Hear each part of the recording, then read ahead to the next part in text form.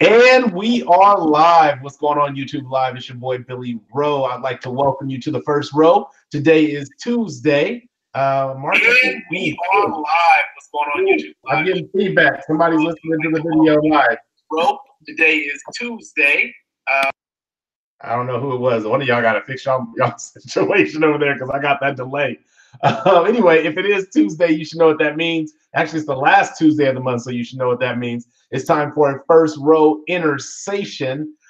So tonight, we actually have a light panel tonight. There was quite a few emergencies that came up last minute. So we tried to adapt. We tried to make things work around here, and we got two still heavy hitters on for tonight. Tonight's topic is interracial marriage and relationships. I had to actually add the and relationships part because not everybody's married, so you might just be in an interracial couple situation. And I don't say that negatively or positively, just an interracial couple situation. So really quick, jumping into tonight, for those who are new to the intersation concept, I do like to explain what the intersation concept is, but before I get into that, I do want to give my two guests for tonight's panel an opportunity to introduce themselves. They are no strangers to the first row. I have tonight Jennifer Chambers. Could you say hello to the people, my friend? Hey to the people. How you guys doing tonight? They're doing good. They're doing good. And then we also have Moses Jenkins. I call him Cousin Mo, but he goes right now. But for y'all, we're going to start calling him Brother Moses, but I'm still going to call him Cousin Mo. So could you say hello to the people, please, Cousin Mo? Peace to the chat. Peace to those in the restream. Hey, all right. So let's get into what an intersation is. So intersation is simply when you take interview and conversation, you put those two together and you get intersation. So in my life, I'm very fortunate. I have an abundance of friends, family, coworkers, acquaintances, strangers, people that I talk to on a regular basis and people that I don't talk to as frequently. And in those conversations that we have, typically those conversations will go beyond the surface level into much more deep and meaningful conversation. So intersation was birthed through the concept of opening a literal lens into those conversations. At the end of every month, the last Tuesday of every month, we actually kick it up a little bit and add it into a panel format to where we actually have, instead of just a one-on-one conversation going forward, we have a couple of different viewpoints and a couple of different perspectives that we're presenting. So tonight is an intersation panel. I hope you guys are ready for a great show. Again, tonight's topic is interracial marriages and or relationships. So with that, let's jump into tonight's content. I hope you're ready to go. We're going to start off first. I'm going to give you guys an opportunity to say anything you want to say to the people. Whether you want to introduce yourself. I told you, Moses, your last one might have been your last one. I wasn't playing. But JC, if you want to take a moment to introduce yourself and what you feel you have to add to this topic, please do so. Okay. My name is Jennifer Chambers. I live in Texas. I'm from California. Been friends with 1stWroe for quite some time now. We have a lot of conversations about a lot of random topics, this being one of them. And I'm just excited to just take some notes. Brother Moses is always so inspiring and energetic. 1stWroe is so knowledgeable. And so I'm excited to be on this panel and add a little 2 cents, whatever that is or whatever that means. Hopefully I can inspire a few people tonight and take a few notes as well. Oh, absolutely, my friend. And you know, I got my notepad ready, so you just get ready to get them tools out, Cousin Rowe. I got my notepad ready, man. What I need, though, is for you to tell me what you're going to bring to the conversation tonight. What you got? So on this time, you know, I don't tend to tell people what they should and should not do with their lives. So I'm going to just bring a certain perspective that I have, you know, and add to it. I don't know. I want to mix it up a little bit. They won't get the same Cousin Mo. They're going to get somebody who's going to be a little bit level-headed, a little bit more open, a little bit more transparent than I usually am. So, yeah, that's what I'm going to add tonight.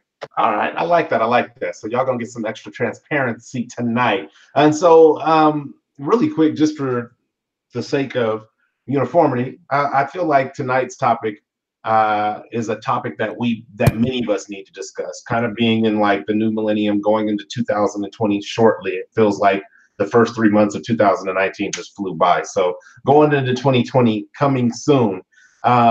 This is something that we're seeing more so in today's culture, in today's environment.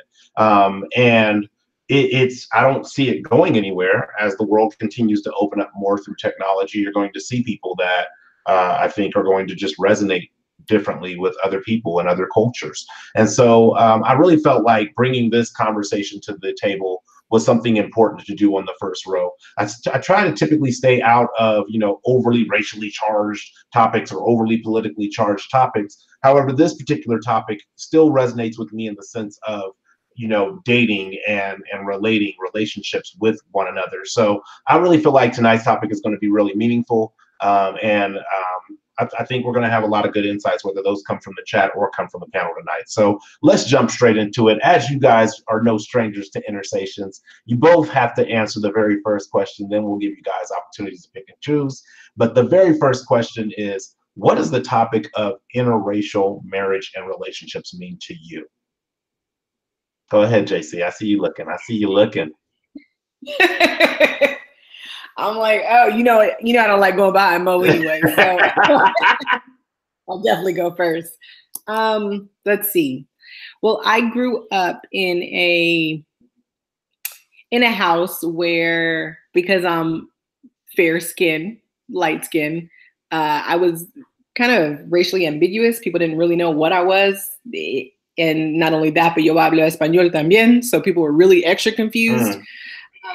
My father was a dark-skinned Black man. And so when you saw him, it was very clear, that I had African in me. And my parents, from what I understand, are both African-American. I was raised African-American. So that's how I identify. But my father ended up marrying a woman who was not African-American, and growing up in the 80s, that was just a little different for me. And I think that was probably my first experience with interracial dating, was my father and his wife. And kind of like navigating my way through that as a young African-American woman, and seeing a dark-skinned Black man, my father, with a woman who was not African-American. And then how my brothers kind of took that on as well. And I just had to go through that. It was confusing to me. I was like, I didn't understand why, but then I also didn't understand why not. And so, again, I learned a lot through that, and I feel like I've grown a great deal. And hopefully, like I said, I can drop a little bit of knowledge on a few people and kind of help them navigate through some of the fears of interracial dating, and or just stereotypes. Okay, I like that. No, and we'll get into it later, but I like that. So, Cousin Mo, what do you got? What does this topic of interracial marriage and relationships mean to you? It means someone is swirling. Someone is going outside of their own race, man. Hey, it's what do they call it? That homogenous ideas where everybody thinks that they're supposed to do the same thing, groupthink and all of that. And then you have those who decide that they're not going to be along with that party. So, making up your own mind, deciding that when it comes to being intimate or being affectionate, that it doesn't have to just follow the same DNA track, same bloodline, same lineage, but that you can express yourself really amongst races. So yeah, get it out. You're so silly bringing in that terminology, the swirling terminology, whatever. I mean, I hear that all the time, and I'm like, really? That's what we're going with now? Okay, whatever. It's the term of the millennial. But for me, I feel a lot the same way as with you, JC, growing up and seeing interracial relationships. It wasn't very common in the era that I grew up in. However, it was common in the neighborhood that I grew up in, just because there was so many different nationalities. So, I mean, I felt like my elementary school was like the United Nations before the United Nations, because there was just every nationality. And I don't mean like, Black, white, Asian, Mexican. I mean like Ukrainian, just Czechoslovakian, Polynesian. Like, we had every type of nationality. So when I started thinking about interracial marriage and interracial relationships, even when I take the intimacy aspect out of it, that's the neighborhood that I grew up in, even though I grew up in an era that was still somewhat segregated. And Cousin Mo, I resonate with you on having that, that person who marches to their own drum, and says, hey, I get the regime has been this, and this is how we've done things, but I don't want to do things that way. And so I'm going to do them a little differently because that works better for me. So I feel both of those responses. So that was your easiest question, as y'all know. So we're about to jump in on some rapid fire stuff. The first real question that I have for you guys tonight is, should race or nationality be considered when selecting a partner that you are attracted to? Absolutely. All right, what you got, Cousin Mo? You can't just say absolutely and say mute. What you got? I mean, it should be considered, right? Because you're going to be attracted naturally, homosexual or heterosexual, you're going to be attracted anyway. And so as you're developing what your taste is, your preferences are, what your standards are, as you're identifying within yourself, what you have to offer, what you bring to the table, and what you're looking forward to in life, and how you can accentuate somebody else's life. Race does come. It is one of those things that has, certain elements of social economic conditionality to it. There's things that you want to do, places that you want to go, experiences that you want to have. And if you're not considering the race of the person that you're with, then often you can find yourself at a conflict. We'll save some of those conflicts for later. But for instance, I'll give an example from my own life. I'm somebody who does like to travel. I have a very select and particular place or taste on where I would like to travel to. Now, if I was somebody who dated outside of my race, some of those places might be a conflict, right? Chocolate City, cultural shock. They end up in New Orleans, not even on Gentilly Boulevard where it's more touristy. They end up in the hood. And so that might be something that's disenfranchising for them. Likewise, if I was to, let's say, date white, let's go to Aspen, or let's go skiing, let's go snorkeling, things that I just might not be, as prone to do. I might try them, but will I be in my natural habitat? And is that something that was on my bucket list before going into the relationship? Probably not. So the goods and the bads, you can get some good experiences. You can step outside your comfort zone and do something new. But at the same time, is it your natural proclivity, what you would like to have fun and where you would like to go? Probably not. So to each their own, as they decide, once they know themselves and what they're looking for and what they're expecting in this world. So. Okay. I like that. There you go. See, I knew you had some more in you. JC, what you got to that? So I got two answers. Okay. Go ahead. My politically correct answer is no. Okay. However, there are struggles that you and your children are going to face in the event that you have an interracial relationship. And those are things that you need to consider. Your offspring and how they'll be affected in different decisions. Like I said, travel, it could be history, it could be background, it could be, there's a lot of things that different nationalities are exposed to. And if you're dating someone who is not your race per se, you may not be aware of some of those cultural biases that you're about to experience. And so you should absolutely consider it. It doesn't mean that you shouldn't do it, but you should very much so be aware and do a little bit of research and or history and be very knowledgeable about what's going on. Because, for example, if you're dating a Black man, Black men have a lot of day-to-day issues and struggles, hashtag Black Lives Matter. And if you don't know about those struggles, and if you're not involved in that, reading up on that, aware of that, talking to them, they may not be open to you, and you may have that breakdown or disconnect in just communication because he's not comfortable. You don't understand me. I'm a Black man. You're not Black. You don't get it. And that's just one of many examples, but I feel like the politically correct answer is no, it shouldn't play into it. But unfortunately, in our society, in today's environment, in an atmosphere where it's very racially charged right now, it absolutely does matter. And you should very much so be aware of it and just be cognizant of it so that you just can maneuver through it and just be aware of what's happening and why it's happening.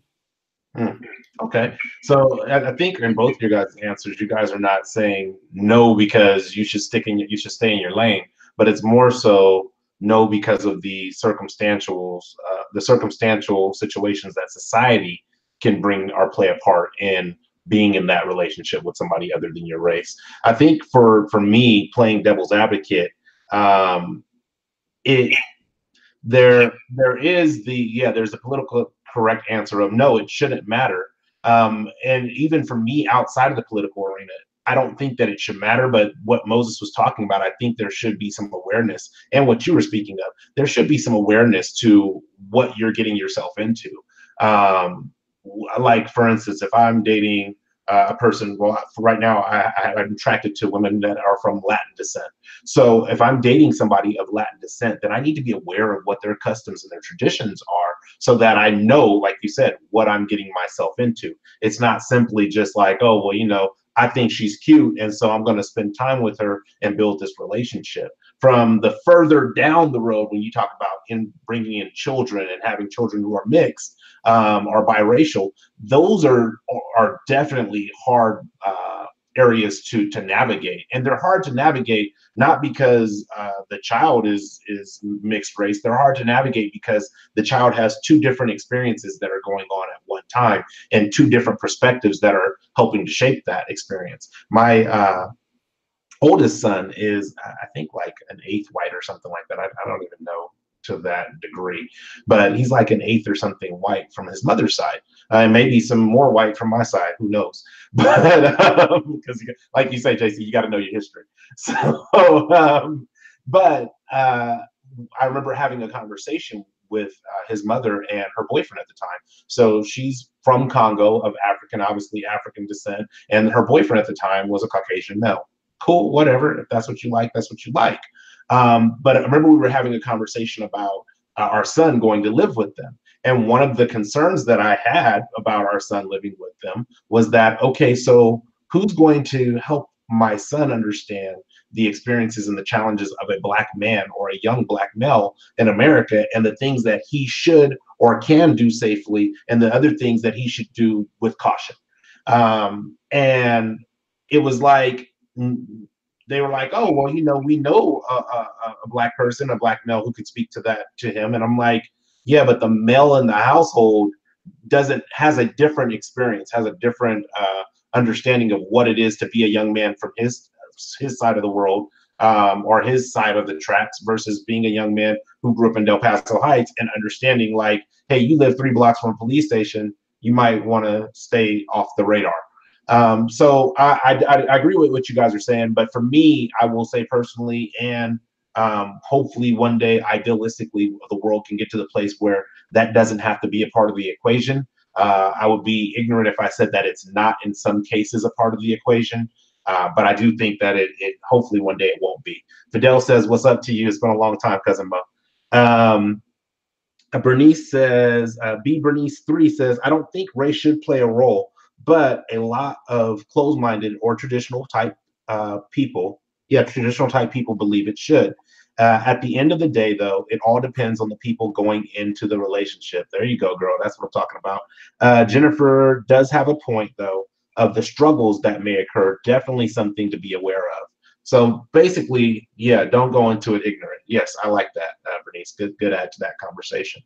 So let's dive a little bit deeper on this, though, because when we start thinking about should race play a role in our decision making, let's say yes, it should.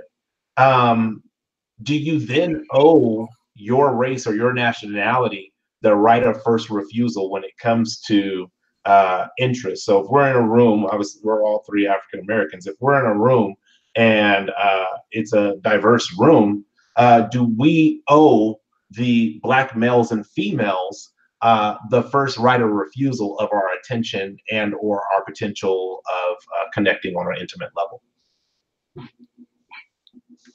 What's that smile about? That's a tough one. I mean, listen, to me, there's 2 types of people out there, right? You either are dating interracially because that's your preference and that's who you like, and you like the physical appearance of a different race. For example, I'll give the easiest example. If you're a Black man and you like a white woman, maybe she has long hair, maybe she's slim, maybe she has blue eyes, and you say, I only date white women, I don't date nobody else, I only date white women. That's when there's going to be a problem. And if we're all in a room and you're strictly going to Rebecca because she's white and has, you know, long hair, blonde hair, and blue eyes, it's not fair. But then at the same time, I wouldn't want you anyway if that's your preference. So you might as well go on over to Rebecca. But if you're someone who's just open-minded and we're in a group and we're having a group discussion, right? And let's say I make some points that you may not agree with, but Rebecca's saying some things that you really agree with. You like her style, you like her personality, you want to get to know her a little better. I think that's fair. I think when people dislike their race and they do that I don't date that discriminate mentality, that's when I have an issue with it. And so to me, it depends on the person and that mindset. If you only date, I only date this, I only date that. I want kids with good hair, things like that. It's silly, but there are people like that. Let's be realistic, who prefer physical appearance based on, their preference because they want their kids to look a certain way, or they have an issue with skin color, etc. That's when the issue is raised, and that's when I don't agree with it. But if you are really getting to know somebody and you happen to fall in love with them and they happen to not be the same race or nationality as you, hey, it's all good. Love is love. Right. Cousin Mo, what you got? All right, I'm gonna change it up now. I'm gonna get a little schizophrenic, which is actually a condition where you have multiple different personalities that are conflicting at once. And so I'm gonna change it up for the sake of a little bit of entertainment, but just to play a little devil's advocate here. The only people who can actually owe their race is probably white folks, because the rest of us, we don't have the time or the convenience to hold on to our traditions, those values that we may have liked and wanted to hold on to for our parents' sake. We're living in a world right now where we're at the bottom trying to claw our way up. So any advantage that we might be able to grab a hold to, we need to grab. And if traditionalism isn't one of those things that are helping us move ahead, then hey, I tell you like this, you walk into that room, it may only be the slim pickings and he or she might be ugly. They might not be the one for you. They might not be the one. And so oftentimes you find yourself at a disadvantage because you are in rooms. And if you're in a dating space, you're in a space where there is just more options if you just hop over that gate. So go on and hop that gate then, play if you want to, man. But real talk though, the challenge is you do want to feel validated, right? You do want to at least give that effort. You do want to at least say, out of everybody in this room, you're the one that I was most attracted to. But that's not always the case. So to each their own, once again. Yeah, no, we all play in the room to our strengths and the probable success of connecting. Like nobody's trying to go up to the girl. You see a girl who looks like a supermodel and you look like, Who Shot John. You probably are not going up to that woman to be like, hey, let me just try to shoot my shot and see if it works. We all try to play within one level up or one level down of our perceived attractiveness.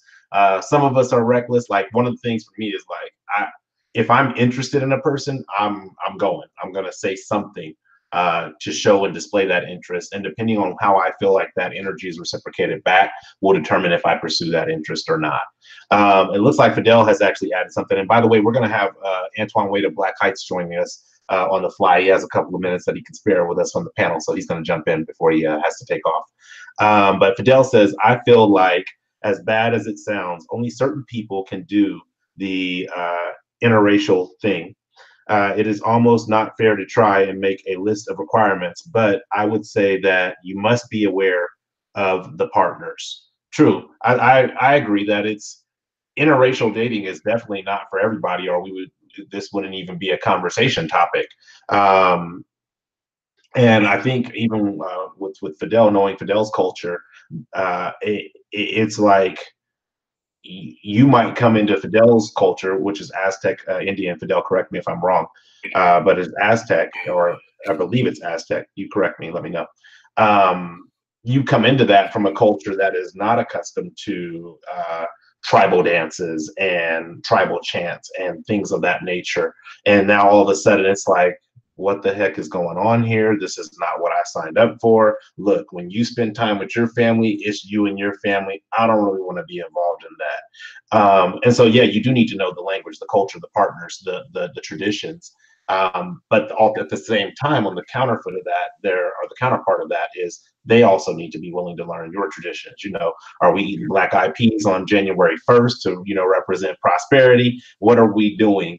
So you didn't know I would remember that from that far back, Fidel, but I know the Aztecs. See, I told you. Cousin Roe, can I touch that one more time real quick? Absolutely, sir. Absolutely.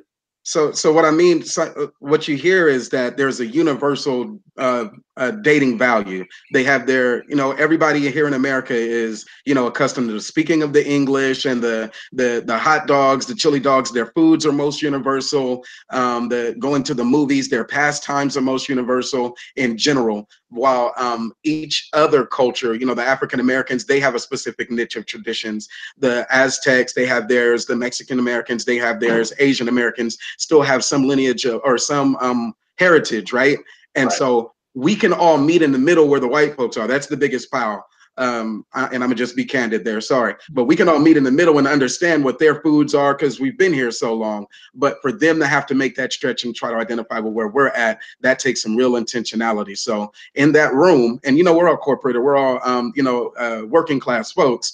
In those rooms and in those spaces, the opportunities to connect with somebody, your best chance, or by the numbers, if there's 100 people in the room, your best chance to connect with somebody would be somebody who has a more universal personality. That's what I meant by that. So no, and I agree with that. That's a great ad as well.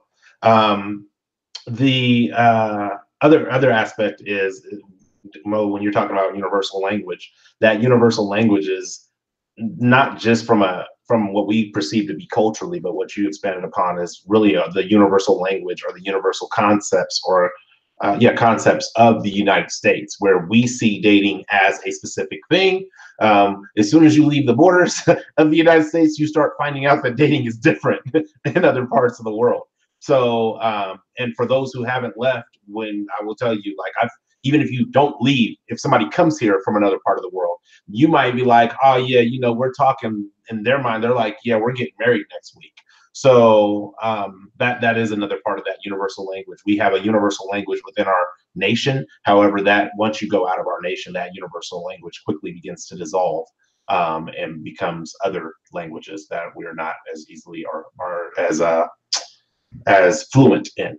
Let's move on to the next question. As far as when it comes to the paradigms on our thoughts on interracial, whether you think you should be able to date interracially or not, or be married interracially or not, when it comes to those paradigms of interracial marriage and relationships, where do we think that those paradigms originate at? Or where do you believe those paradigms originate at, or those thought processes or rules for interracial dating originate at? Go ahead, Mo. Want me to start, JC? Yeah, go ahead. Hit him.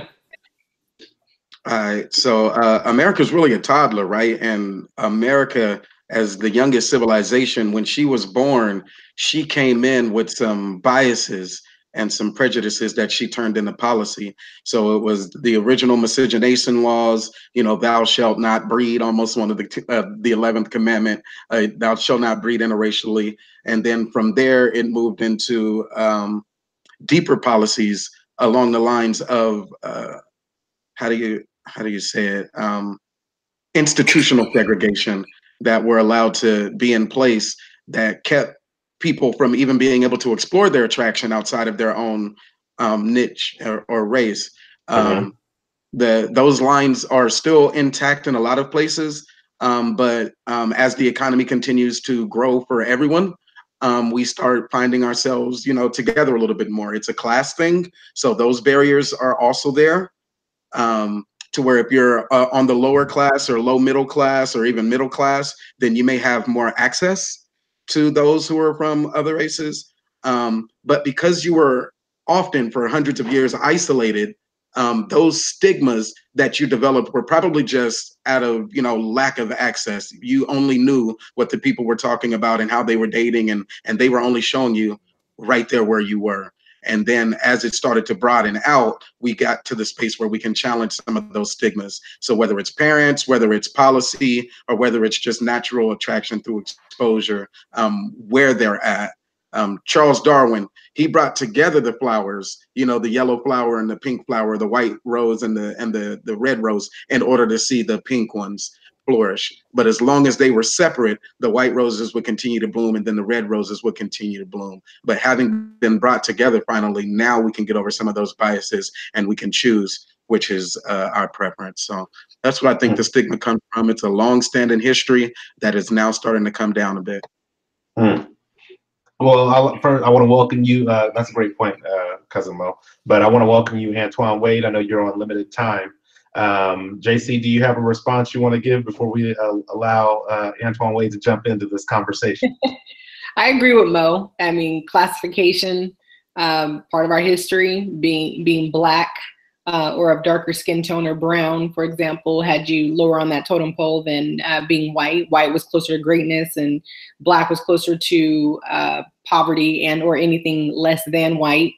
And so I believe that at a certain time, it just became almost like a trophy for some of us, not all of us, but for some people to go out and to get a white wife. It meant that, you know, you had a certain bank account, you rolled in a certain car, you lived in a certain neighborhood in the suburbs, and then you got a white wife, and it meant that you had made it. Like there was nothing else you needed because you got the white man's trophy, which was a white woman. And that's not for all cases. Again, there are those exceptions, a lot of exceptions of people who just genuinely fall in love and it just happens to be the opposite race. But I think that primarily those stigmas came from classification and familiarity. When you were growing up, what you saw, what we coveted, right? The Black man coveted the white woman. If you go back to even, what's that movie that they made? I don't even watch it because it Birth of a Nation, it irritates my skin, like makes my skin crawl when I think about that movie, but how they vilified the Black man and how the white woman was such a damsel in distress, and all the Black man wanted to do when he was freed was go rape and pillage the village and rape white women. It was kind of crazy how they painted that picture. But I feel like that's where a lot of the stigmas come, right? Because we put that in a movie theater back then when racism was at a peak. And then you wonder why there's such a stigma around a Black man dating a white woman. When you go back to one of the first Black and white films made, he's out there trying to rape her and take her. So. Yeah, we'll go into that super predator mentality. Really quick before I bring you in, Antoine, I want to add what Karen said from the chat. She says, Keenan and I are incorporating my culture and his culture for the wedding. Veil cutting, veil/cord tradition and jumping the broom. So that's good. And for those who don't know, Keenan actually was on an Intersation a couple of months ago, and he's African American and Karen is Filipino. So that is one of the things that is definitely necessary in any interracial relationship, is that mutual understanding, the mutual respect, and the mutual practice of the healthy traditions of each culture. I think that's very critical. With that said, Antoine Wade, welcome to the show. How are you doing tonight, brother? You muted yourself. Oh, I'm on. There you go. Can you hear me? Yes, I can hear you now. Hey, brother. How are you, man? Hey, Pretty brother good. Moses. And who's the young lady right here we have on the show? JC, Jennifer Hey, Chambers. JC. How are you? I can't hear him. Oh, you can't hear him? You can't? I hear him. Oh, is that JC, better? Can you hear him now, JC? JC, you should be able to hear me. Okay, go out and come back in, JC, because All right. it's not you. It's not you, Antoine. It's JC. Got it. Thank you for having me, my brother. No problem. I appreciate you coming in on such short notice. Absolutely. So where was the conversation at, my brother?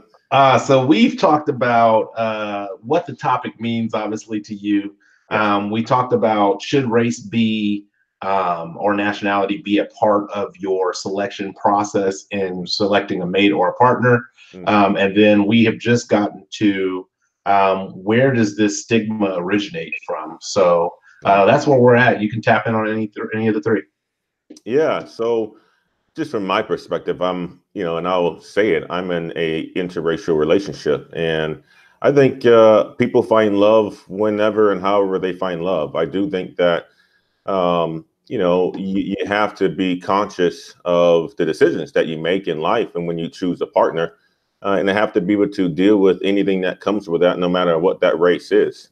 So, but, for most people that I know, a lot of it doesn't come down to just choice. It comes down to, being attracted to what's attracted to you, and then making the decision to, fulfill whatever that is that it brings to you at that point in time, right? And so if you're going to be attracted to somebody who's Filipino, and you are choosing to open yourself up to Filipino women, then why not? It's something that you've never experienced, and I think it's part of growth and part of life. So I think most people that I know, at least, fall in love with who they with who they find at the time. It's about that time, my man.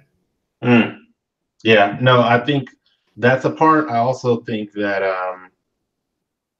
geography plays a part as well. Even though we live in a world of technology, I'm not trying to be with you online and just see you on the camera. Like at some point, I'm going to want intimacy. At some point, I'm going to want close touch and all those different things. So I think that also plays a part. JC, can you hear Antoine now? Yes. Absolutely. Okay. See. Hi, JC. How are you? Hey, good. How you doing? Yeah, awesome. Awesome. I got a response back this time, so it's working.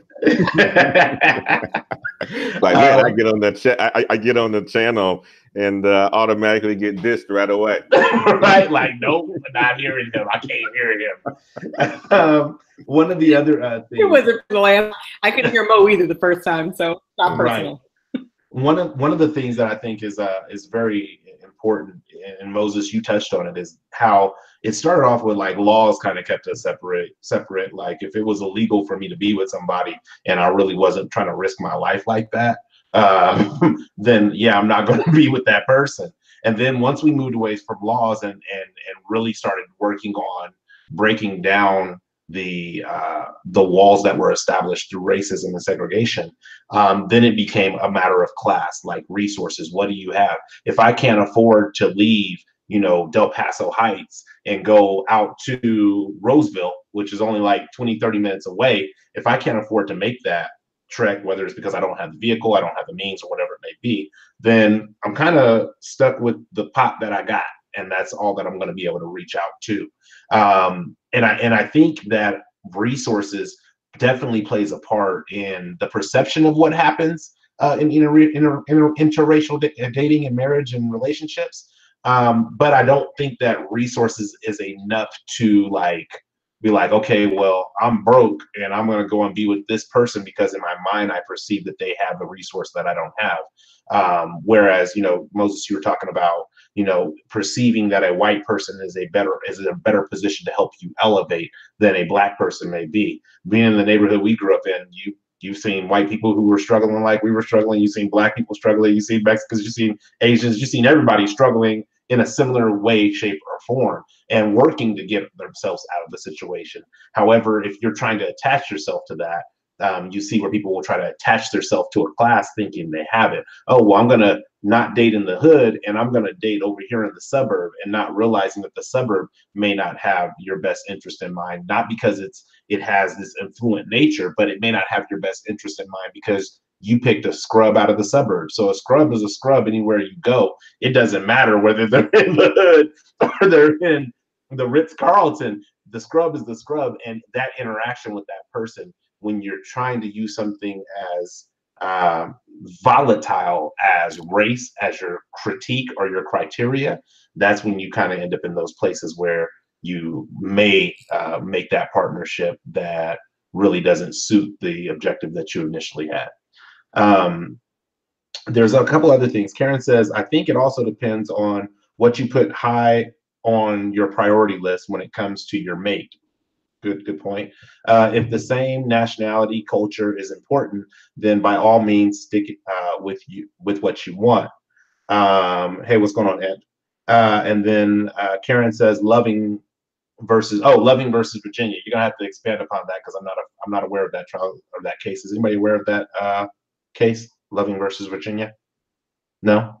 Okay. I'm not. No. I think that was the first interracial marriage, if I'm not mistaken. I'm not sure. Karen's going to have to tell us. White Karen, woman. Karen, you're going to have to tell us, or Karen, you're going to have to tell us if that's the first interracial marriage. But with that, let's move forward on to the next question that we have for tonight's conversation is, so being in an interracial relationship, it is inevitable that you are going to, it's an interracial marriage ban. Oh, okay, cool.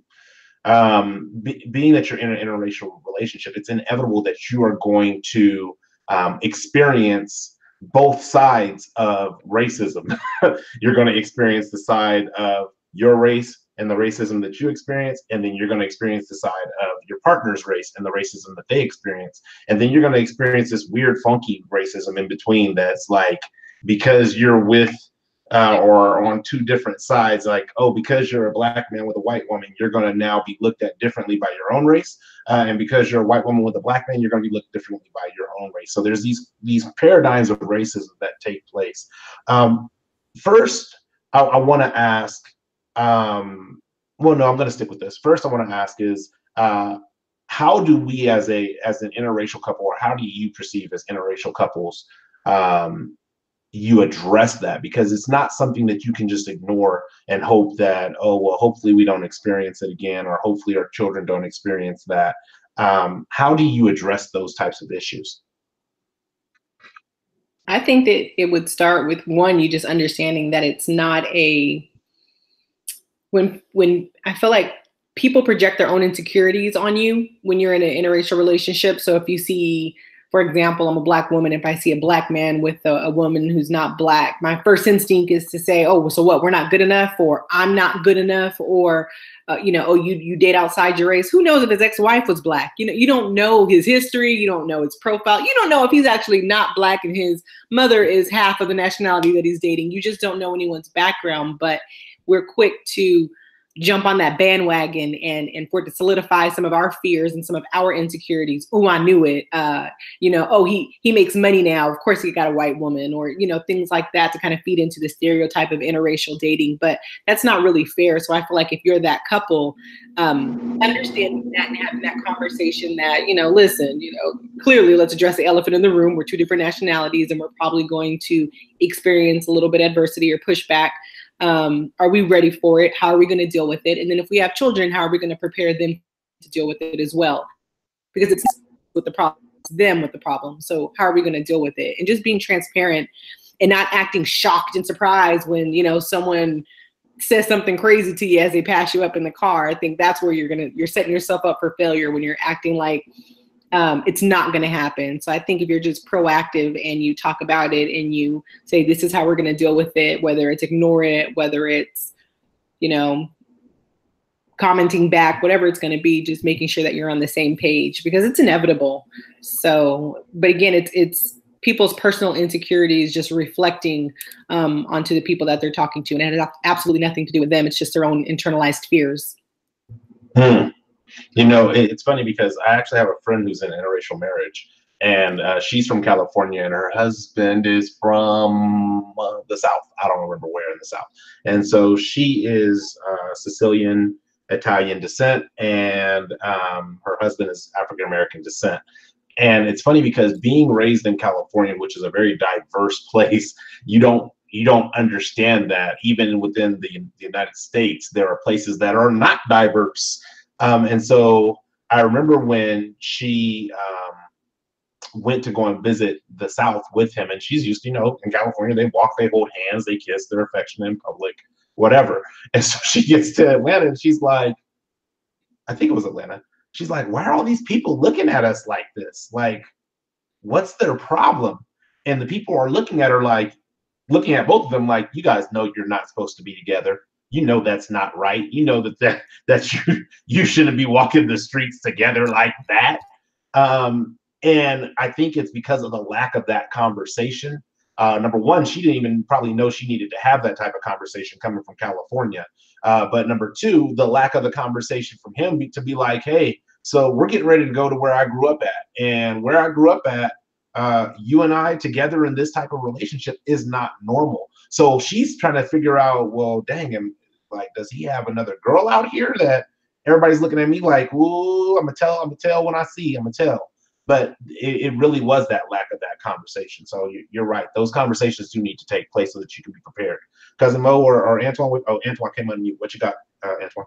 I think you guys nailed it, right? It's about the transparency. It's about having that conversation early. I grew up in a small town in South Carolina where the majority of the population was African-American. And, that's where I went to majority of my middle school and beginning of my high school years. And never would have thought about dating anybody outside of my race because it wasn't something that, I was exposed to. My school was almost 99%, African American, or I would almost say 100%.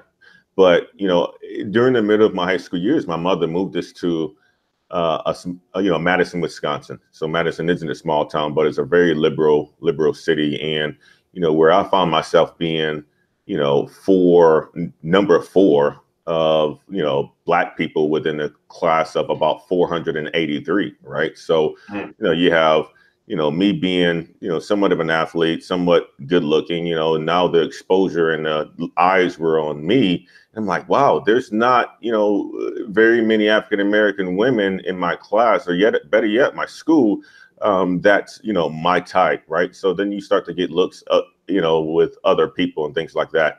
And then you become open to it. But, at the end of the day, you got to have those conversations. You have to have that connection to where it's going to happen. My wife grew up in Wisconsin, so she wasn't exposed to some of those Southern ways that I was exposed to, whether it was, people in my family or, just eyes that will wonder when you are around somebody of a different race.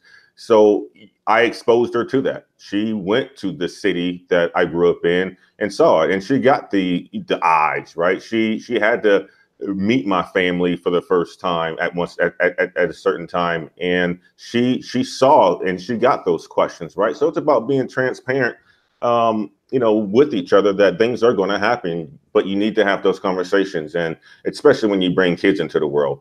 One thing that I would say is, I'm an African-American male and she's a Caucasian woman, and we have mixed kids. We aren't going to have the same experiences that our kids have, right? Because we don't know. The thing that we need to do is, have those conversations to try to protect them as much as possible and steer them in the right direction. So it is about that conversation. I think you and JC nailed that one. You have to have those conversations, and don't think it's going to, it's not going to impact you. It's going to impact you sometime in your life. I can't necessarily say it's impacted us in our lives to where it has caused something to, step back. But, you're going to get those looks. You may have somebody that will say something, or you may have a family member that may say something, or you may have people on YouTube that may say something, right? Somebody's going to say something that's going to bother you, and you're just going to have those conversations. Right. Cosmo, what do you have to add to that? Nothing at all. Ditto. All right. he done took his picture down. He done took his video down and everything. He got a picture of ditto. Let's move on to the next question. Man, this time is flying. I didn't realize. I knew this conversation was going to be deep, but I didn't know that it was going to be flying by so fast. Actually, let me catch up in the chat really quick. Brian Sr. says, in our lifetimes, that was overturned. I think he was talking about Loving versus Virginia. Yeah, so that was not that long ago that was overturned. And then Karen says, I've experienced it. I've been out with Keenan. People have yelled out, I'm going to say N-words out here with Asians when there are so many Black queens out here. Yeah, I want to touch on that. Fidel, well, I think that it goes back to what you said before. Only certain people are able to do this. People who care about what others say and allowing other insecurities to affect them must be strong-minded. Absolutely. If you don't have the willpower for it, don't even jump into that force. What's going on, brother Raymond?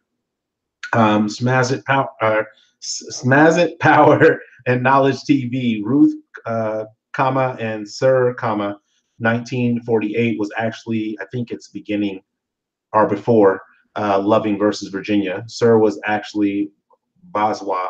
I'm not sure what that means. There was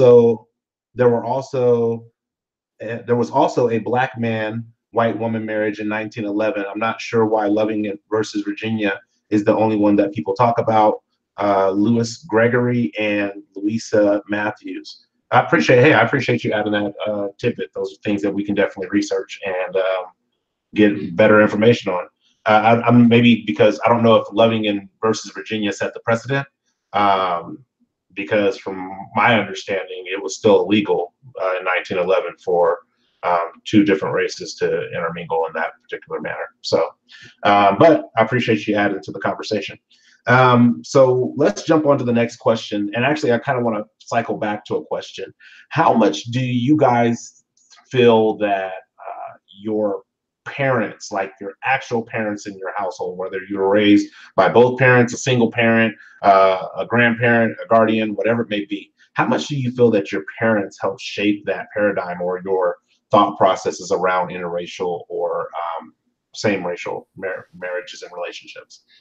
I think they're like 75, 80, 90% of it, right? So you're going to develop your own natural inclinations as you grow up, but they are directly responsible for the institutions that you're introduced to, from the church to the schools, the neighborhoods, your early childhood years when you're developing what attraction means to you and where your access is correlated to what opportunities they were able to provide for you. So not just the whole, and my parents mixed, and therefore I might have a proclivity to be mixed. I can't draw a correlation there. I've never done any data or statistics to look at it, but we do know one thing is for sure: where you are is where you'll find your most access, and where you have that access, like you brought up earlier, is where you'll start to have that those interactions. So I think they're like 75, almost 90% responsible. Early years, you develop your habits with your friends or whatever, whoever it is. As you're coming up, and then as you finally decide for yourself, it will be because of those experiences that you've already had. So shout out. No, I agree, because I can tell you, I dated people in the Heights until I got a bike, and then I started talking to people in the Manors. So, and then I got a bike. I was mobile. But JC or Antoine, what do you guys got to add? Oh, Antoine, you're unmuted. What do you got?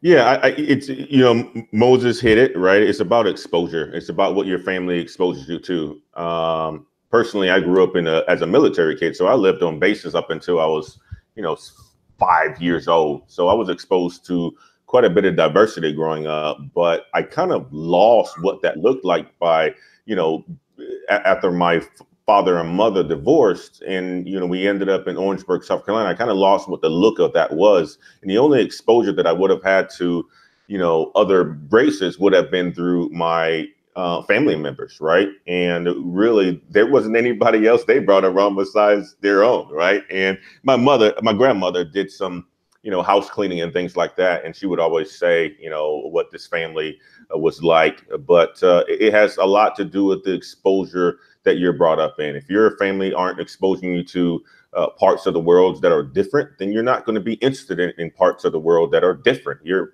family isn't exposing you to people that are different, then you're not going to be attracted to people that are different. Besides, I would say now in the technology world, now that certainly could change, right? Because you find your kids watching a lot of TV and a lot of YouTube and things like that, and that can certainly change that mindset. But I do think the parents, like Mo said, it's 90 to 95% responsible in your environment that you grew up around. It's 90 to 95% responsible for who you choose and your exposure to races and things like that, man. JC, what do you got? Because you started sharing that in the beginning, a little bit about your parental exposure. Yeah, well, Moses was, I agree with everything he said. I believe that your parents, just even if it's not in the conversations you have with your parents, just in the actions. Mm-hmm. So for my father, I think his move, regardless of what inspired his move, because it wasn't a conversation had with his sons, just showed his sons that perhaps white is better, and that's what they eventually would also mimic. Both my brothers would go on to date white women consecutively. And again, I don't know, I can't say 100% that was their motive, but I can't help but to think that at such a young age, watching my father make that move and that being the only man in their lives kind of helped them to think that perhaps they should do it as well. And then I remember being very young and making a comment, and I say ignorant because it was based on ignorance, but I remember being very young and making a comment that I was going to marry a white man. And when I was asked why, I remember the little me, I had to be about 4 or 5. It was very young. Okay. So y'all forgive me. But I remember thinking, well, I'm Black and we live here with 4 kids and a single mom. And, we get the off-brand shoes, right? We have to go to Payless. We get the off-brand cereal. but all of my white friends have mom and a dad, and they live in the nice neighborhoods and they have nice things. And so I equated nice things to white people. And therefore I was going to marry a white man because I didn't want to live the way I was living, which wasn't in poverty per se, but it was like, you know, welfare Section 8 at the time. And although we had clean things, they weren't the most expensive and they weren't the nicest things. So we had nice things with white people. It wasn't until I got a little older that I realized, well, you got white people and black people struggling. Right. And once I understood that concept, then I obviously was like open. But they still make fun of me for making that comment. I obviously feel different about it. But growing up, living in an environment where I thought, I want something a little better. For me, the young Jennifer said, well, better is white. And that's what I thought was what I needed in order to get a little higher. So I think your parenting, your culture, the people around you, your environment, your church, your parents all play a huge factor in what you decide to do as you get a little older. Yeah, no, I agree with that, definitely. The interesting thing is when you guys are saying like 95%, I think depending on your parents' involvement in your life in your like early ages, they set up a seed that can be like 100% of the reason on why you go one way or the other. And you may not pull out of that seed or out of that growth curve until you're well into adulthood. But by then you're really conditioned to like the certain characteristics of whatever race you've been conditioned to like. I remember being in elementary school, and I think I was like in 4th or 5th grade, and I had a girlfriend who was a white girl, and I remember her dad being a racist. And so it was like, I like Billy and I want to hang out with him, but I can't let my dad know that I like Billy and that I'm gonna be hanging out with him because it's gonna be a problem. And so where her parent may have wanted to plant that seed of, hey, you know, we're supreme, they are less than, they are animals, don't get involved. Her gut instinct and the school that she went to, which was super diverse, was like, well, you see them as animals, but I see them as a person who plays the instrument, who sings, who plays basketball, who's friendly. Like, I see these other characteristics that you're not telling me about. I see these, and I'm actually attracted to those. I think I'm grateful for the household that I grew up in that was not, and it sounds weird to say this, but it was not very guiding in the sense of what my role should be in society. I don't think if I was homosexual that my parents would disown me. I don't think if I bring home a white woman, a black woman, a yellow woman, a green woman, a purple woman, I don't think that they're gonna be like, what are you doing? My parents allowed me to make my own choices and to really seek those things that I was attracted to. So there would be times, there'd be times where I'd have sleepovers and nobody would be the same nationality. And so, and my parents were always, you know, warm and accepting to those people. It wasn't like, oh, well, you know, you're not a black child, so we're going to give you cereal, but we're all having bacon and eggs because we get to eat now and y'all get to struggle. And it wasn't anything like that. So I agree that you guys are saying like anywhere from 75 to 95%. I think that in some cases it can be 100% of the cause on how we shape that paradigm and how we create those stereotypes. I want to bring in what Key Bryant, hey, what's going on, Key? Glad you could join us. Brought in, he says, Sarah is his wife, and I have experienced questions such as, how are you going to raise your kids? Are you going to raise them up Black or Mexican? Which we both found to be a very ignorant question. As our children will be raised to be God-fearing, decent human beings with values and contribute positively to society while being proud of both of their heritages.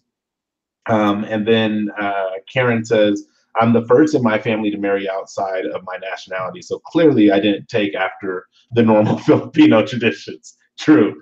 However, most of Keenan's family members have married outside of their race. Completely agree with Key Bryant. No, definitely. It's funny, people ask you those types of questions and they don't realize, like, well, how are you going to raise your kids? Well, I'm going to go to work, I'm going to make some money, I'm going to provide them things they need, bare necessities, and hopefully some extra things, and then I'm going to try to make the best adults possible. I don't understand. I understand the aspect of having the conversation of like, how are they going to interact in certain societal situations? Being a bilingual child who may look like a Black child, that's going to confuse some people when they speak in Spanish around you and you're responding back to them in Spanish. And like, oh, like, your boy Billy Rowe has been on the dance floor in some places where, I get to salsa in a little bit. And all of a sudden they're like, wait, where are you from? You from Trinidad? Where are you from? So I definitely, I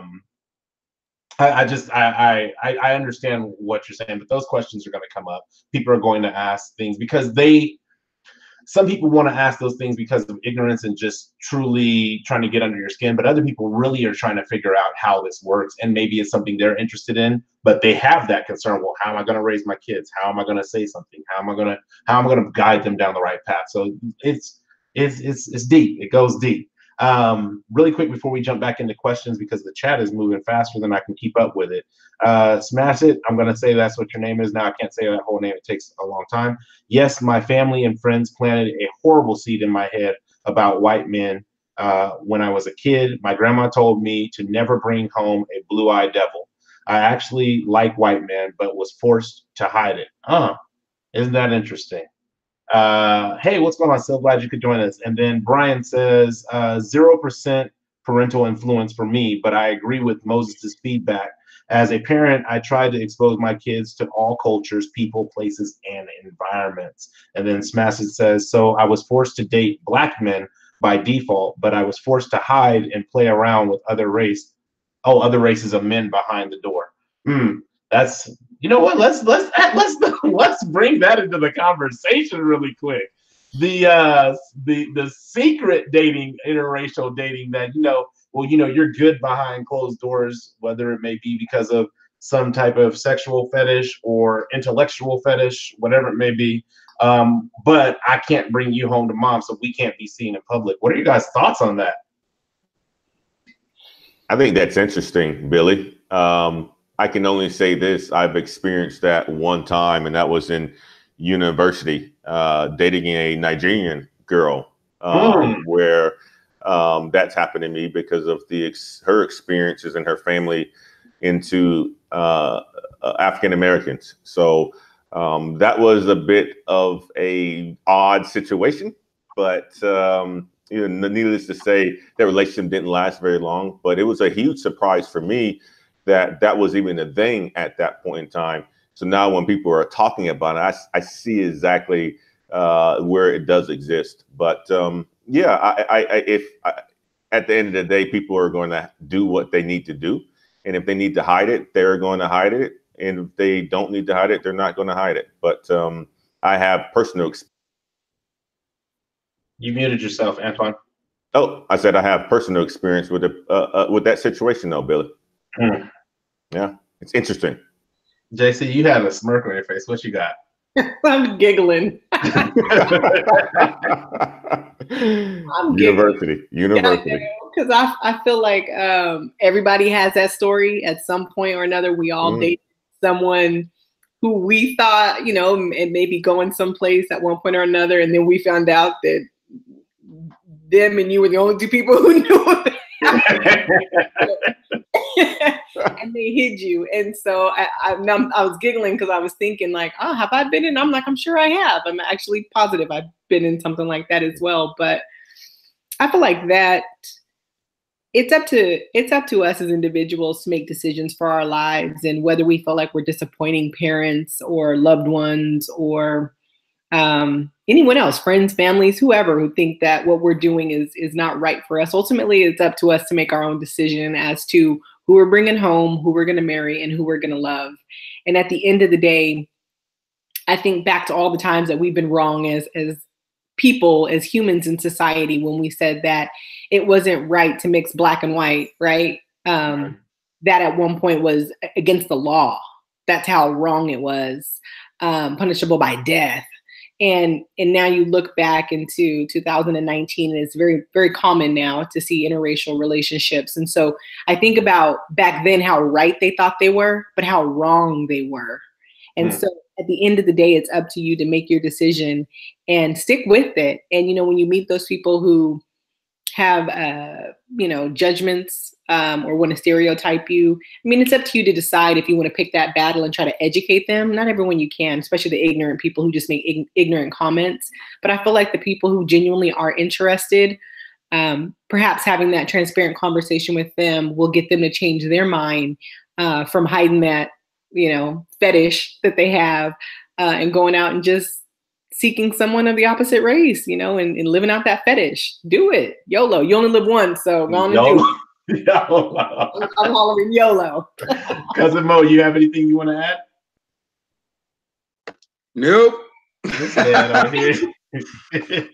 Nah, it's sad, right? Because there's a lot of pressure on the generation before us to try to protect us from the certain follies and different things that they experienced in their lifetime. So we got to remember, when they were kids, they weren't entitled to the certain privileges of diversity and this liberal way of thinking that we have today.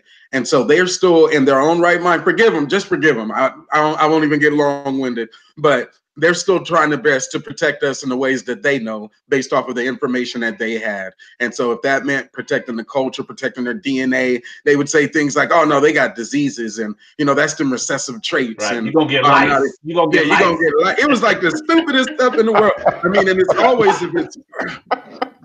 if they think down of it, like, man, just don't give them no mind, man. We're old enough now. We understand that it shouldn't have took a policy to actually be, the prohibition to actually be lifted for us to have experienced each other and interacted like that. It shouldn't have been something that you had to be embarrassed about and had to live with it intimately behind closed doors. But to be able to go out in public and say, look, we're going to experience this and see where it goes and learn about each other's cultures, even on a dating scene and affection scene, learn about each other's values. That's not something that you should have had to hide. And that's probably why we're so slow to adopt it even today. And you can see those numbers all the way up and down. Corporate America, the military, the most successful folks are probably still homogenous. But those who are really starting to have some opportunity, I guess, are those who understand the value of diversity. See, I knew you had something to say, Cousin Mo. You always got some wisdom to drop, make us all seem like we are simpletons. Thank you. The next question I want to ask, and this is kind of going back to what Karen was talking about as far as blending the cultures in her marriage or in her wedding with Keenan. At first, I put this question as what culture takes priority, but I think it really is how do you effectively blend the cultural differences to where you are taking the best of each cultures when you're in an interracial relationship? That balance, right? Go ahead. That balance. Oh, personally, I would start there, Billy, with this. You want to be the example, right? As mom and dad, you want to be the example of what you see, what you want your kids to see as positive role models as people. But what I would say personally, what we do is the good thing about our families is that they live in the same state. And no matter what the situation is, I think my wife's family is probably going to get about 60% of our time, and my family is going to get about 40% of our time. Just from, I think how it's worked out, I spend more time with her side of the family than on my own side, for whatever reason that is. It could be the size of the house when you have 4 kids, or it could be, the amount of time that or your parents have as for free time to be able to cater to your kids and so forth. I think you do have to do your best to bring that balance within the relationship as far as your from a couple standpoint, as well as to make sure that your kids are exposed to both sides as equal as possible, so that they get, an opportunity to see what their cousins are like and what their grandma's like on this side, or what the grandma and grandfather's like on this side, and so forth. And the coolest thing is when you do have family members and a family that's, acceptive of each other, to where you can actually bring that all together and see that harmony that, both families can bring together. And that's just, something that's very beautiful for your kids to see. So it is a balance. You have to do your best to try to, split it in half. But, the real world of the situation is, in my position itself, it's about 60-40, man. Yeah, you know, it's funny because that balance and bringing families together, I'm always blown back by how this is still. I don't want to say, oh, this is still an issue, but this is still something we are trying to resolve within our nation, within our cultures, our families, ourselves. Because even in that family get together, you can be the same race and not be able to get your spouse's family together with your family.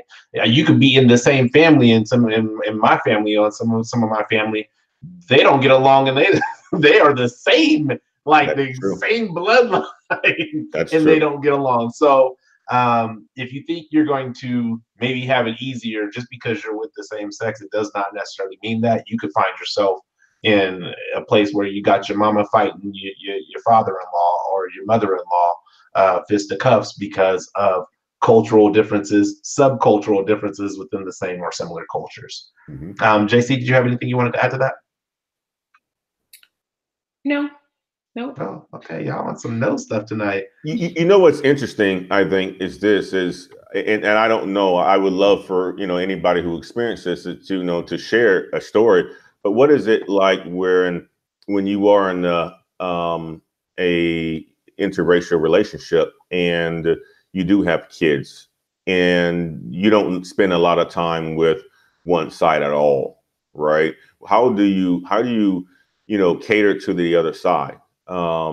Is that through movies, videos, talking about it? I don't know. That's interesting. I think that would, for people, I know it's happened in the real world situation. I just never dealt with it. But I would love to know that if how would somebody have to deal with that if you're only one-sided, right? Right. Well, so I don't have it. I mean, all my kids are pretty much African American, so I don't have that perspective. But what I do have is my oldest son's mother being from Congo and me being an African American. That perspective, when we were together, it was very easy. Like, they were accepting. So whereas you were a secret, Antoine, I was not. But maybe because my girl was from Congo, it was different. But it was college. Yeah, they were very accepting. They were very one of the things that I loved about that family was they were very story oriented. So when it was Christmas time, the family would get together and they would just tell stories. But because they are from Congo, they speak like 4 and 5 languages. So the stories would be like in French, Lingala, Swahili, all in the same sentence. And so they would just have somebody there who would literally translate the story for people who only spoke English, because I didn't speak any of those languages. But there was a sense of unity. There was a sense of acceptance that not only was I accepted, but my son was accepted. And so even when they see him today, it's like, oh my God, look at how big you are. Look what you're up to. All these different things that are very warm and lovingly. On the other side of that, where I have experienced that isolation was there was a time in my life where my mother's side of the family disowned us. And this is what I mean by that same bloodline thing. And they disowned us because basically, in my opinion, in my child logic, because we didn't live in the Bay Area. And so we were living in Sacramento where we could afford to live. We didn't move back to the Bay. And so we were pretty much disowned for a while until later on in life. I don't even know what made what amended the situation.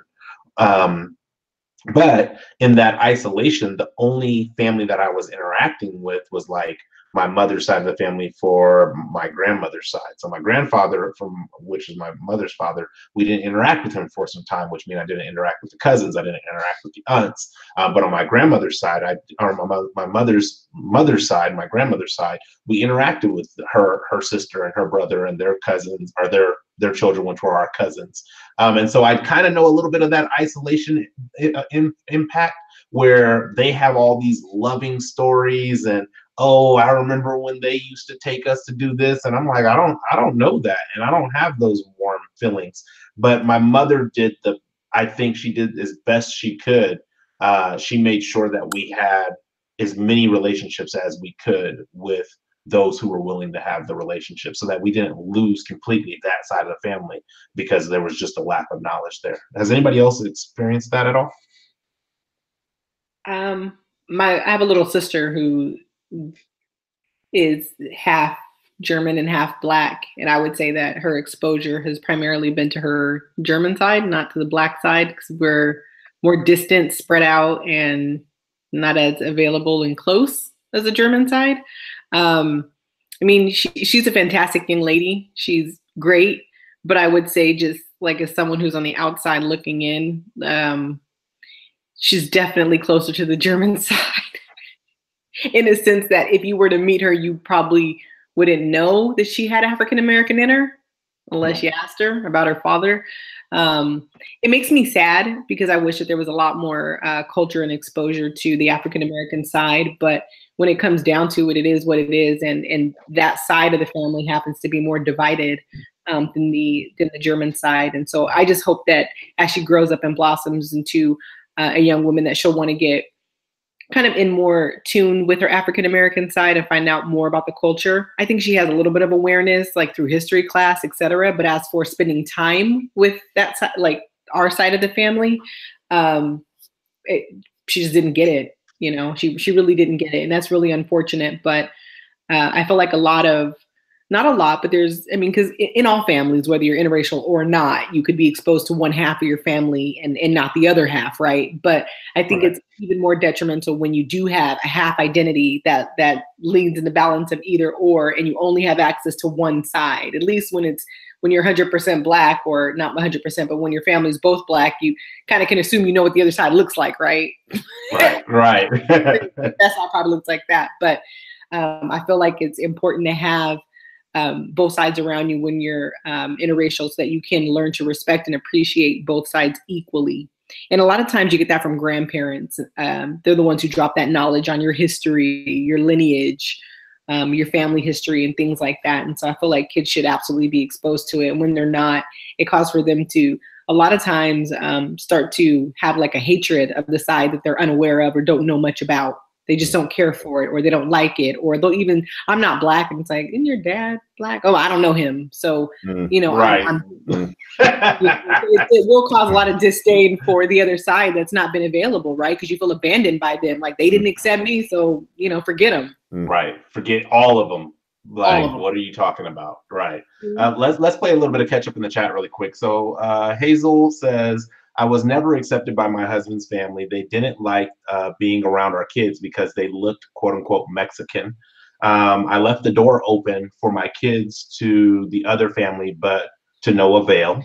Then Sylvia says, I'm white. My husband is Black. Unfortunately, we distance ourselves from his side of the family due to toxic reasons, but it's always been important to include cultures from both sides. By watching movies, reading books, going to different cultural events. And it's super important not to make one culture seem more important than the other. That is very important, Sylvia. Making sure you continue to have that balance and you don't make your children feel like, oh, well, you know, like JC said, you know, well, the German side of my family, it's great over here, but woe is me if I have to go and be with those other people on the other side of my family. No, those are all great points. Cousin Mo, anything you want to add before we move forward? No, I don't have that experience. So yeah. All right. Won't project. Roger that. So I know that, like, you know, dating within your race, you're going to have some cultural similarities that may make it more advantageous for you to understand where a person may be coming from. I think also dating within your community can provide that same insight, understanding where a person's coming from outside of the race. But what are some of those things? What are some of the underlying advantages? And Moses, I'm gonna start with you first. What are some of the underlying advantages of dating somebody who's within the same race as you, rather than focusing on the interracial aspect, focusing more on the same race aspect? What are some of the advantages to that? All right, perfect. And so that's where it actually started with the advantages of dating inside your race, whatever that is called. Interracial dating. Interracial dating. Yeah. So you have your cultural tolerance, right? So everything that you've already been accustomed to know because of your parents, it's already naturally in you. You've had years to develop that. You've had years to develop those attractions. So you're not varying too far from the path unless you're already a hybrid. You come from a hybrid itself. So unless you're mixed race yourself to where you had a good balance, and then also depending on that balance, you have your culture already inside of you. It's already in your DNA, the foods that you like, your communication style, your leadership style, what you're willing to tolerate, what you're not. Are you about bigger family or smaller family? You know, all of these different values, your political party in some cases, those things that really touch on a point. Are you aspiring towards greatness, or are you somebody who's just go along to get along? Are you green, celebrate, those things that come with the different cultural nuances. Second one is your emotional intelligence, right? So because you've already been with people who look like you, your mother, your father, then your relation, you have a little bit of relativity there that's already attached. So you can expect that. You're comfortable in what you already believe to know. You might not get it right, but you're at least comfortable there. You'd be comfortable getting it wrong and just become a toxic piece of trash. But I digress. Anyway, the last one is that social. Hey, we failed, man. I know I've been failing for some years now, and I'm still working on it. I'm not perfect for anybody in the chat and anybody in the restream who think I'm just saying this to be saying it. No, I got it wrong intraculturally, intraracially, a whole bunch. But the last one is that social economic parity, right? So when you're at the bottom, you're at the bottom. When you're the person who's dating up and they're the person dating down, and how comfortable that can be, and you're just trying to work it out. When you're at the bottom of your job, when you're at the bottom, when you're at church, when you're at the bottom in a relationship and you're having the conversations and they continue to win and you just continue to have to be the person compromising. But at least you have that understanding. That knowledge can allow you to move forward and progress socially, whether it's inside the relationship or outside the relationship. And that knowledge is first and foremost, right? I'm always talking about being reflective. Look inside. Forgive yourself for all of those failures. Know yourself, love yourself, develop a fond understanding of yourself, and then connect with what you desire in that person. Know them, love them, anticipate there will be some struggle. But yeah, socially, I think you can align. Economically. Hopefully y'all get off that bottom together. We all start off on the bottom. Mama may have, but we all start off on the bottom. Mama may have. Oh, my bad. That was a black thing. There was a song. Mama may have, Papa may have, but God bless the child that's got their own. There you go. Got their own. Unless you're parenting something, and if you are, then I can better. JC, what do you got? Again, I hate going after Moses because he's a hard act to follow. I agree with everything he said. I don't think there's anything more that I could really add. I agree with everything he said. Okay. One of the things Antoine, before I ask you, one of the things, Karen came back on, but it's not Karen, it's Keenan now. Type it under Karen's name. It says, B-Row, what's going on, brother? Keenan chiming in. Karen's mom put me through it. LOL. It was definitely an uphill battle. There were certain prejudices that I had to overcome and educate her family about. Thankfully, I've always been a forgiving person, and due to that patience, I was able to forgive and move forward. My work ethic, the way I carried myself, and consistently putting forth effort. That makes a heck of a difference. And I have a biracial, actually I have, let's see, all of my godchildren are biracial children. Now that I think about it. So I have a biracial godson, and I remember speaking to him about, like, being in a suburb neighborhood where he is a minority and people are going to have these prejudices about him that are unfair, that are unfounded, unjust. But the important thing that I told him was, instead of solidifying their belief in those prejudices and those stereotypes, what the best thing you can do is confuse them by being exactly not the thing that they anticipated, believed wholeheartedly that you were going to be. So work ethic comes into play where, as a biracial child, they see him as a black child, but he's a biracial child. They would think, oh, well, you're into trouble, you're lazy, you're not going to do anything, and all these different things. So I would always tell him, when they come at you with that BS, just be the best person that you can be, smile and walk out. walk out with your head high, because they're going to be like, wait a minute, they didn't do all these things that I thought they were going to do with these trigger words that I'm using and with these trigger actions that I'm using. And so now they're left more confused of the experience than he ever was in the experience to begin with. Really quick, Karen says, I guess this is still Keenan, to learn who they are was beneficial to our relationship, talking about Karen's parents.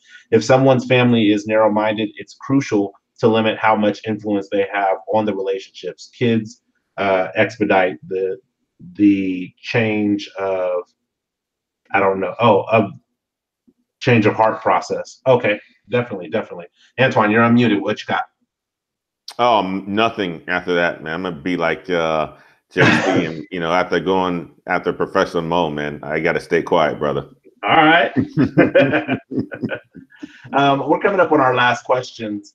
But for those who are in the live chat, what I want you to start doing, and this is something I want to start doing on Intersations and Intersations Panel, is for you to put what your top takeaway is from tonight's conversation, whether it's something that you reflected upon on yourself, and really feel like, wow, I didn't know that about myself, or I'm really still working through that, or if it's something that one of the panel members have said that resonates well with you. I want you to put your top takeaway, because we're getting ready to start wrapping the show for the night. The last question before we get to the last question is, how might a person decide, because we've already kind of stated in the beginning of this that interracial dating is not, and marriage or relationships is not necessarily for everybody. How might a person decide if it is something that is for them? I'm gonna start by saying, you really need to do some soul searching and figure out what the motive is for you wanting to date outside your race. Is it that you genuinely love this person and regardless of their nationality, you would still date them?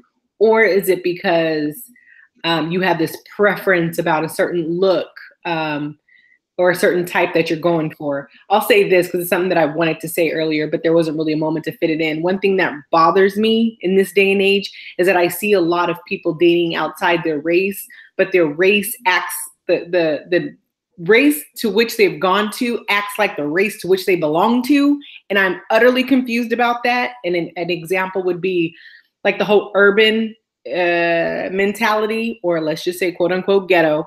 But like black men who say, oh, I don't date black women, I only date white women. Okay. And then you meet the white woman and she acts like a black girl. I'm utterly confused about that, because it's like, okay, you don't date black women, but technically she's acting like one. So is it just the physical attributes that you're liking, or you like the physical attributes on the white version of the black girl? I'm utterly confused. There's a lot of confusion these days about like what's happening now. And those type of relationships kind of bother me, because I feel like it's your insecurity and it's your, I don't date dark skinned women and I only date light skin. They got to be yellow bone, red bone, and this and that. And to me, those are just a lot of insecurities that kind of get in the way and mess it up for those people who genuinely love outside of their race. And so I would say that first step is, if you want to date outside of your race, nothing wrong with it. Just make sure that you've done a little bit of history. You see how far you want to go, and then you consider what the future is going to be like, some of the obstacles that you're going to face, and then how you're going to overcome those obstacles with your children if you plan on procreating with them. So, okay, I like that. Antoine, you unmuted, and go ahead. What do you have? Yeah, I'll keep it simple and short. You don't know unless you try it, right? And I'm of the firm belief of, you gain wisdom by trying things, and not only that, experiencing things. And you won't learn what you really like until you have experience with it and you have knowledge in it. So I'm a firm believer, just give it a try. And if you like it, you like it. If you don't, you don't. You move on to do something else and meet somebody else. Cousin Mo, what you got? Turn off the TV and the radio. Those two right there. Well, I'll elaborate just a little bit, because that television is depicting lives in a manner that can be misleading. And that radio, if you're looking for validation there for your interests, your sexual interests, or your dating interests, your romantic interests, it can also be misleading. Like just the genres of music, the cadence, the beat, the lingo or the words that they use. Sometimes it's a lovey-dovey feeling. Sometimes it's a straight hardcore wham bam, thank you ma'am type of feeling. All of that can set you up for failure when you're trying to understand what your dating preference really is, because you're coming in with notions that are often superficial. So turn off that TV, stop imagining yourself in the lives of the Joneses and what's worked for them and all of those things. And like the brother said, you really, really um, uh, get out there, get out there. But again, I don't tell people what to do. I'm just Moses, and I just have my perspective. Told you it was going to be a little bit controversial and a little bit transparent. There you go. There you go. Don't call that murky. That's a murky topic, though. It is. It is. Taboos, traditions, and everything else. You're really telling people to challenge their grandmama. Right. Hey, you seen Samantha said, hey, you know, my grandmother put that in me, and I still hear that voice today. And it is challenging what the old way of thinking was. But I think that it's something that's necessary. I think that it is something, like you said, Cousin Mo, is if you really want to be a part of the future, whether that's professionally, whether that's socially, you're going to have to figure out how this diversity thing works. And alienating yourself to your culture is going to put you in more uncomfortable positions later in life than comfortable positions. So I agree with that. I'm not going to tell people what to do because I want to ask you guys this last and final question, my favorite question. We're going to go from left to right on my screen. I got you first, Antoine. For the viewers that are watching via live or the viewers that are watching via the replay or the restream, if they were to come to this point in the conversation before they listen to the entire conversation, and this is where they started at, what would be the key takeaways, like 2 key takeaways from tonight's conversation about interracial marriage and relationships that you would want them to take with them? Yeah, I would say this, Billy. The world is bigger than the U.S., so don't think that just because you live in the U.S. and you know the dire situation that we live in currently and the racial situation that is projected upon us in the U.S. It's like that across the rest of the world, because it's not. And the U.S. is, don't get me wrong, it's a big country, but also at the same time, it's not the rest of the world. So enjoy yourself. Find love whoever you find it with. You don't have to explain who you fell in love with or who you're attracted to. Just be happy in life, man. That's what I say to people all the time. I think a lot of the times we spend our times thinking about some of this stuff that really doesn't matter, and it's a waste of energy and a waste of time. Be happy. That's what people want in the majority of their life. And if you're happy in life, you're going to make other people happy, and you know the world's going to be good, man. So that's what I would say is the world is bigger than what we have here in the U.S. So don't just think that it's between black and white, because it's not. And not only that, just be happy and date whoever you feel that you need to date in your life, man, and enjoy it. All right, Cousin Mo, what you got? Mine is straightforward, man. I wouldn't be here had it not been for miscegenation. My mom did her ancestry.com, and it just so happens to turn out that I'm a little bit of everything anyway. So, hey, I can't be one of those people who say don't do it. I have to continue to just have that open mind, be reflective.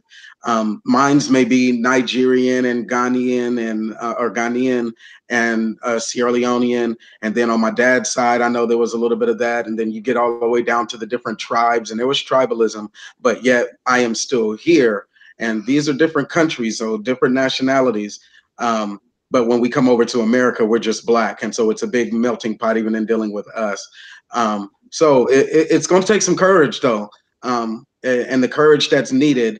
The first point that I would have to say is that reflection, understanding who you are, what is your value, if it's sex and a sandwich, understanding how those values continue to move forward and how they play with other cultures and what they expect.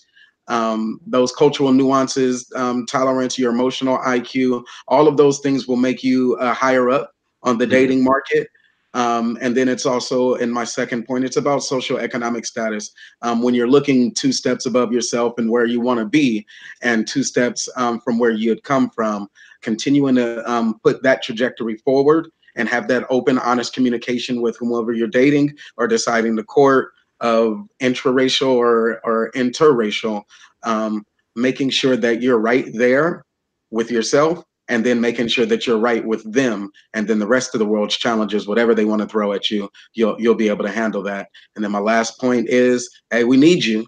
We need you, because at the top of the chain, in the top 1%, 5%, corporate America, religious factions, even politics, the political body, it's white man, white woman, black man, black woman. And we need that diverse opinion, that diverse perspective, people who are more cultured and culturally aware to finally get into those positions of leadership. So if it's not in our generation, maybe our children's generation, as we continue to find our balance and move forward and developing them to be successful in this world. Thank you, Cousin Ro. Nah, no, thank you, Cousin Mo. Sorry, JC, you got to go after Moses. Yeah, I thought we talked about this. I'll come for you later. I'll come for you later. Mine are super quick, and the first one is definitely redundant or repetitive based on what's already been said, and that's get comfortable with yourself first, and make sure that you understand and are comfortable with yourself and your history before you dive into any other race's history. The second is to cut the I don't date, discriminate mentality, meaning you shouldn't be limited to who you date. So to have those, I don't date this, I don't date that, I don't do this, I don't do that. Just love. Just be open-minded and love, and cut that I don't date, discriminate mentality. And then the third is YOLO. Don't live with regrets. You only live once. You don't want to be that grandmother who's telling that story about the grandfather that they should have had. You want to make sure that you don't live in regret, and you try everything once. If it doesn't work out, you can at least say you tried it, but you don't have any regrets. Yeah, no regrets. YOLO. I'm not trying necessarily everything, but I will try more than not. How about that? So with that, I mean, we are at the end. I know this was a longer Intersation panel than I actually planned on it being, but I'm happy that we actually got to dive into this topic, and I'm so grateful for the chat for being transparent and sharing their tidbits and their nuggets as well. Really quick, I don't know if this is Keenan or Karen now, but Karen's profile says, "Have the audacity to see someone." See who someone is beyond their exterior. If you challenge yourself to assess someone from the inside out, then interracial will not be a hurdle, but rather an adventure. That's a great takeaway from tonight's conversation, a great add to tonight's conversation. So with that, I want to thank all three of you, Antoine, Cousin Mo, JC, for being on tonight. There's always, I love these panels. They're always a good conversation. Always a great bunch comes out to tune in live, and so I appreciate those watching live. But as with every Intersation, I always like to do something I call tools for the first row. And so tonight, really the tools were tools that I kind of thought about with my own dating experience before marriage and then after marriage.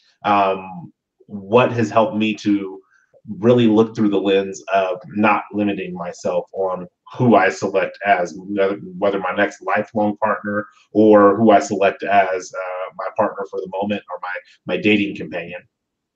So I came up with, I think, 4 or 5 tools. Let's see. I came up with 4 tools that I want to share with you guys tonight when it comes to interracial marriage and or relationships. The first thing is, and this, JC, goes to something that you said, regardless of interracial, same sex, opposite sex, whatever relationship you're in, relationships are work. So if you think that being in an interracial relationship is going to save you some of the work, I hate to break the bad news to you, it's not. If you think that being in the same-sex relationship is going to save you some of the work, same bad news, it's not. Really, relationships are work, period. And so if you're going to be in a relationship, regardless of what kind of relationship that is, realize that it's going to take work, it's going to take effort, it's going to take compromise, it's going to take confusion, and it's going to take communication to get through that confusion. So that was the very first tool, because really when I started thinking about this topic of interracial marriage, I first started from the lens of how is it different? What are the challenges? What are the struggles? And then I started thinking about, well, how is that any different than same-sex or same-race marriages and same-race relationships? How is that any different? And when I really started getting down to like the core of relationships, relationships are with humans, and humans are volatile and variables that you cannot control. That's the analytics in me speaking. And because they are that, though, you kind of get whatever that particular human you're interacting with has to give.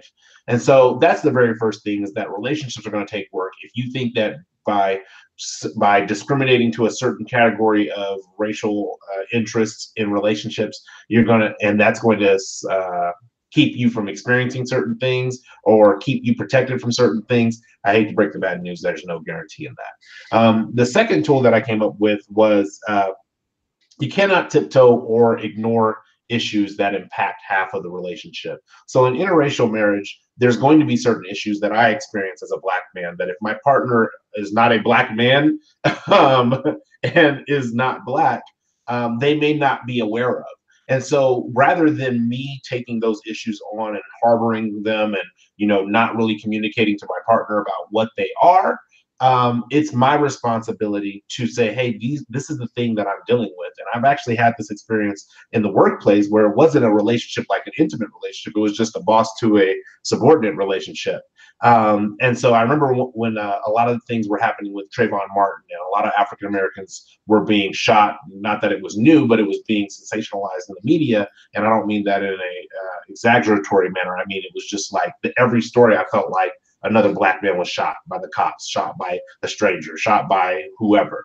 And I remember my boss coming to me and he was like, you know, hey, you know, what's going on? You seem a little off focus. And I was typing a document, kind of like emoting my feelings in a paper. And he was like, what's going on? I was like, I got to write this before I can do work. Like, this is mandatory that I write this before I do work. He's like, is it work related? I was like, no. He says, well, what is it? I was like, well, it's my feelings about how African American men continue to be shot down by law enforcement and the people who we pay tax dollars to protect us. Not that all of us are, you know, not that all of us are innocent. However, when you see a lot of people that look like you being shot and being, some of them being true victims and nothing happening, that has a psychological effect on you. And so I had to communicate that to my boss to say, look, this is what I'm going through today, and I need time to process this. The same thing in relationships. If you're with your partner and something is eating you up inside and you don't feel like they can relate because it's not their base culture, then it's up to you to communicate to that. Communicate that to them so that that way they can at least try to effectively support you, or at least become aware of what that challenge is. So that's the second tool that I came up with, that tiptoeing around issues. You can't tiptoe and ignore those issues. And Antoine, you said something that I wrote down a note to that says hiding behind ignorance. You can't also hide behind ignorance to your partner. Well, I didn't know that Black men went through that, or I didn't know, white women went through that, or I didn't know Latinas went through that. Like, you can't hide behind that ignorance. If you've decided to get into the relationship, then get into the relationship. And part of relationship is relating to one another. So that's the second tool. The third tool is don't limit your search. And that goes really to what you were saying, Antoine. The world is a big place. And I can only imagine that if I only lived at my house my entire life, my search would be pretty much limited to my front yard. And that's kind of how it is for a lot of people who have never left America, where our search is limited to our country. And in some places in America, our search is limited to our neighborhood because we don't even leave that. The world is a huge place. Don't limit your search. And if you think, even if you feel like interracial dating is not for you, that's your thing. That's cool. I get it. If that's your preference, that's fine. But if it's because of some conditioning, going back to what you were saying earlier, Smazik, in the live chat, because of some conditioning, because of some maybe at the time was a relevant danger to dating like that, that no longer is in place today. If that's the case, then realize you're limiting your search. Step out. If you're attracted to something, be willing to try it. Like Antoine said, be willing to try it. Don't limit your search. And then the fourth and the final tool is this. At the end of the day, your opinion and your attraction has to matter the most to you. Nobody can force you not to date interracially, and nobody can force you to date interracially. everybody's going to have their opinion on whether or not who you're dating is right for you. Heck, I've dated people whose parents were the same race as me, and they were just like, I don't think he's the right one for you. So it doesn't necessarily mean just because you're the same race or a different race, the parents are going to be accepting of you. But really, if you're going to be in the relationship, an interracial relationship, it comes down to your opinion and the opinion of your partner. As long as you guys are on one accord, on the same page, working together to make the relationship a healthy relationship, at some point you got to just shake the haters and shake the people who are not for your relationship. And going back to what Sylvia said, spending intentional time with those people who do support your relationship and that are not toxic to your relationship. I can't have a partner who goes to their mother and their father every weekend without me, and they are really close with their mother and their father, and that person is like, oh yeah, you shouldn't be talking to him, why are you with him, you're embarrassing us. At some point, I need my partner to decide if she wants to be in this or not. And if she doesn't want to be in it, or if it's too much for her, at least give me the opportunity to walk out and walk away from that. So those are the 4 tools. Give them back to you really quick. Relationships at work is tool number 1. Number 2 is you cannot tiptoe and or ignore issues that impact half of the relationship. Number 3 is don't limit your search. And number 4 is your opinion has to matter most. With that being said, I want to thank all 3 of you, Antoine Wade of Black Heights, Cousin Mo, and JC, for being on the 1stWroe Live panel tonight for Intersations. Is there any closing comments that you guys want to give, or at least say goodnight to the people before we get out of here? I would say this, Billy, thank you so much for having me on the show. It's always great to, conversate with some scholarly people, JC and Brother Moses. Thank you guys all for the conversation, and everyone in the chat. Thank you so much for watching and sharing your experiences with us and allowing us to share our experience with you as well. True that. Cousin Mo then? Oh, ditto. Cousin Mo, say goodnight to the people. Cousin Mo, say goodnight to the people. Good night to the people. All right. I need one of them Black Heights shirts, though. You see, I got the all black on, so it would have just been nice with the Black Heights, though. I'm just saying. Moses, we're going to get you on, brother. We're going to get you on. Yes, sir. That'll work. Awesome, good night, brother. All right. Other than that, I thank you guys for being on tonight live. For those in the chat live, thank you. I thank you for if you're watching via the replay. If you made it this far, you're really messing with us. I appreciate it. But other than that, the next time that we will actually be live on the 1stWroe will be tomorrow at 6:30 p.m. Pacific Standard Time. That's the Wednesday word, and the topic is there is never a right time. Ooh. Think about that, because I'm sure many of you guys have stories about that. So tune into that live tomorrow at 6:30 p.m. Pacific Standard Time, live on the 1stWroe. Then also, there are only 5 days left for the Modern Day Mentor pre-sale special that has been extended for 1stWroe viewers. If you are interested in purchasing the book Modern Day Mentor by author Damian K. Rowe, please, because you're running out. It's 26 on the 31st. That's it. Send an email to moderndaymentor@1stwroe.com. And then last but not least, this is an interactive channel. We would love to connect with you guys. If you're watching this video, we would love to connect with you on our social media platforms, whether that's Facebook, LinkedIn, or Instagram. You can find us at all of that at 1stWroe, whether it's whatever it may be. I mean, even on YouTube, you can find us at 1stWroe. But other than that, if you do like this video, please be sure to share it. If you know somebody who needs to hear this video, please be sure to share it. If you share this video, please like it. We are always happy to engage with you in the comments, as you can see in the live chat. But if you want to engage with us in the comments, we will engage with you up until the first week of the video being up and running. But other than that, I appreciate you guys for tuning in tonight. Until the next time we see you live, we look forward to seeing you on the 1stWroe. One love, peace, and God bless.